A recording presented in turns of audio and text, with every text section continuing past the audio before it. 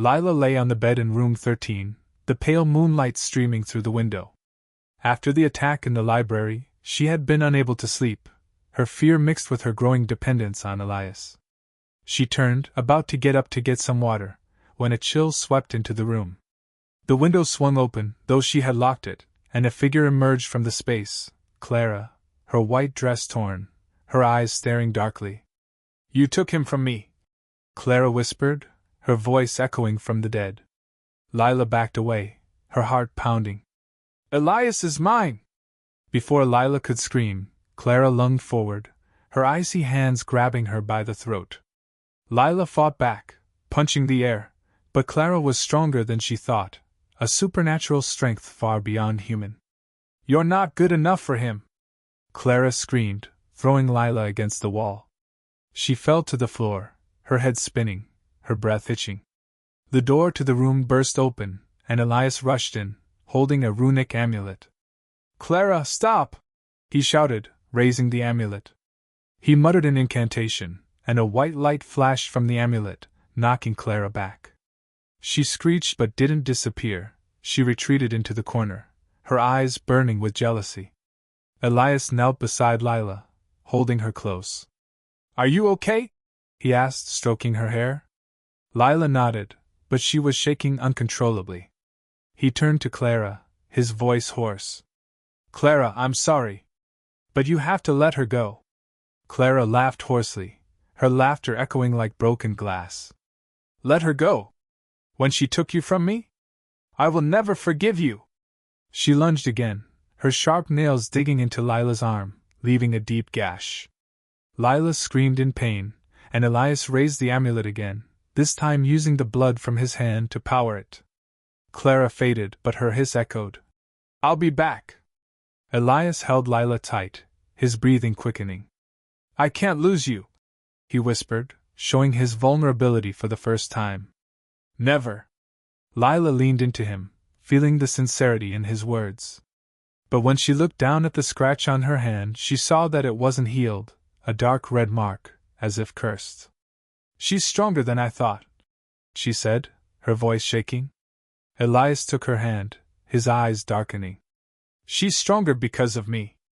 Because I can't let her go." He bowed his head, and Lila knew Clara wouldn't stop, not until one of them was dead. Lila sat in the corner of Elias's small room, the light from the candle on the table dancing on the old wooden walls. The scratch on her hand still hurt, a dark red mark that showed no signs of healing from Clara's attack. Elias leaned against the wall, his blue eyes watching her, but his gaze was distant, as if lost in a memory he didn't want to share. The air between them was heavy, strained by what had happened, the kiss in the basement, his defense of Clara, and Lila's growing suspicions. "We need to talk," Lila said, her voice hoarse with exhaustion. "About the ritual. About my role." Elias nodded but didn't take his eyes off her. "What do you want to know?" he asked, his voice even as if he had been preparing for this question. "Everything," Lila said, standing up and walking toward him. "You said I was the key but didn't say why. I need to know the truth, the whole truth. I don't want to be pushed into the darkness like Clara." Elias's eyes darkened at the mention of Clara, and he turned away, his hands clenching into fists. "You're not like Clara," he said, his voice low. "But you're right. You need to know. Sit down." Lila didn't sit. She stood before him, arms crossed, her gaze steady. Elias sighed, then began. "The ritual isn't just to free Clara," he said. "It's to break the curse that binds all the souls in Ravenswood. But to do that, someone must be chosen, someone with blood and will strong enough to open the door between the two worlds. That's you, Lila." She felt a chill run through her. "You mean I have to be sacrificed?" she asked, her voice shaking. Elias looked at her, his eyes wavering. "Not exactly," he said, but the hesitation in his voice made her suspicious. "Your blood is necessary, but I'm trying to find a way to keep you from paying with your life. I don't want you to die." Lila stepped back, her hands shaking. "Don't want me to die?" She laughed dryly. "But you're not sure, are you? You're willing to risk it with me, like you did with Clara. No! Elias growled, stepping forward to take her hand. With Clara, I didn't know the consequences. I was young and stupid, and I let her go too far. With you, I won't let that happen. I swear. She looked at him, wanting to believe him, but fear and doubt still clung to her. Then why didn't you say so from the beginning? She asked. Why did you leave me groping in the dark? Elias let go of her hand, turning away, his voice hoarse. Because I was afraid you would leave me, he whispered. I need you, Lila, not just for the ceremony, but for myself. I couldn't bear to lose you. The confession was like a knife to her heart. She wanted to be angry, to push him away, but the sincerity in his voice made her hesitate. Before she could reply, Elias stepped toward the door. Follow me, he said. I want to show you something. He led her out of the school, deep into the woods behind Ravenswood. The fog was thick, but Elias walked steadily as if he knew the path by heart. They stopped in front of a small clearing where an ancient oak tree stood, its roots twisting like snakes. This is where I took Clara, he said, his voice low and sad. We promised to escape Ravenswood together after the curse was broken. But when the ritual failed, I left her because I was too scared. Lila looked at him, seeing tears glistening in his eyes, something she had never seen before. I'm not Clara, she said, her voice firm. I won't let you leave me. Elias smiled sadly, touching her cheek. I know, he whispered. And that's why I'm afraid. Back in his room, Lila rummaged through an old book on the shelf, an object she had never noticed before. She found a handwritten note. Only true love can break the curse. Startled, she looked up at Elias standing in the corner. Is this true? She asked. He nodded slowly.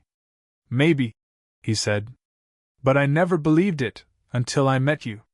Lila hugged the book to her, a glimmer of hope stirring inside her. But she knew that Elias was still hiding a part of the truth from her, and she would have to find it, no matter the cost. Lila stood in front of the dormitory, backpack on her shoulder, the cold wind blowing through her tangled hair. After what Elias had said, about the ritual, about the possible sacrifice, she had decided to leave Ravenswood. She couldn't bear the thought of being just a pawn in his game, though her heart still ached at the thought of leaving him. The fog was thick, but she stepped outside, determined to make it to the bus stop a few miles from the school. It began to rain, cold drops of water falling on her face, soaking through her thin coat. She'd gone half a mile when a storm suddenly broke out, wind gusts, lightning streaking across the sky. Lila shivered, her clothes soaked, but she kept going until a tall, thin figure appeared before her in the rain. Elias. Lila! He shouted, his voice drowning the thunder. He lunged forward, grabbing her hand, his face wet but his eyes fierce. Where are you going? I'm leaving, she said, pulling away, but he held her tighter. I can't stay, Elias. I don't want to die for you or Clara.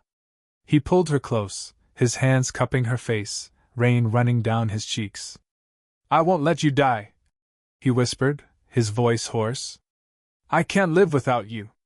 Stay with me, please. Lila looked at him, her tears mingling with the rain. Why should I believe you? She asked, her voice shaking. Because I love you, Elias said, the confession bursting like an explosion in the storm. I've loved you since you first stood up to me in class. I didn't realize it until you walked into this darkness with me. She was stunned, and before she could reply, Elias kissed her, a fierce, desperate kiss, as if he were trying to hold her with all his might. The rain was pouring down, but his warmth melted her. She kissed him back, her hands tightening on his shirt, and they fell to the wet grass, the rain running over them like a river. Elias ran his hands through her hair, his lips sliding down to her neck, whispering between kisses. Don't leave me. Lila held him tight, her emotions surging, fear, passion, and a love she couldn't deny.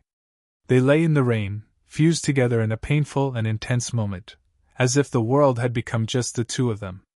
When the storm subsided, Elias helped her to her feet, pulling her into a secluded corner under a tree.